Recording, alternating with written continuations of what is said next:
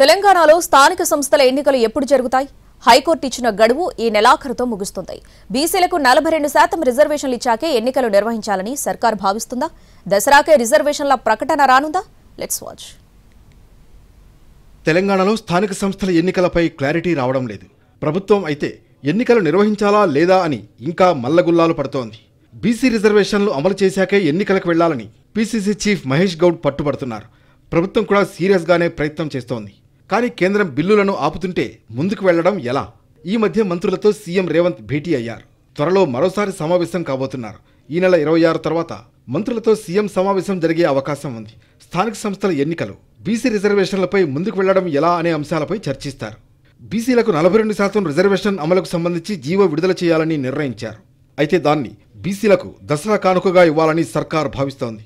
ఇటు హైకోర్టుకు కూడా గడువు కంటే ఒకరోజు ముందు ఎన్నికల ప్రక్రియకు ప్రభుత్వం చేసిన ప్రయత్నాలు వివరించాలని నిర్ణయించారు.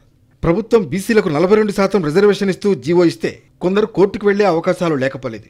కోర్టులో ఏం జరగబోతుంది అనేది అంచనా వేయడంతో పాటు తదుపరి యాక్షన్ ప్లాన్పై కూడా త్వరలో జరగబోయే మంత్రుల సమావేశంలో చర్చించి నిర్ణయం తీసుకునే అవకాశం ఉంది.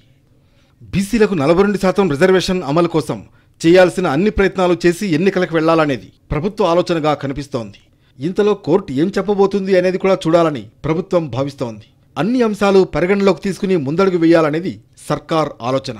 ఏదేమైనా స్థానిక సంస్థలు ఎన్నికలు నిర్వహించాలనే సర్కార్ భావిస్తోంది. అయితే దానికి కొంత సమయం పట్టే అవకాశం మాత్రం ఖచ్చితంగా ఉంది.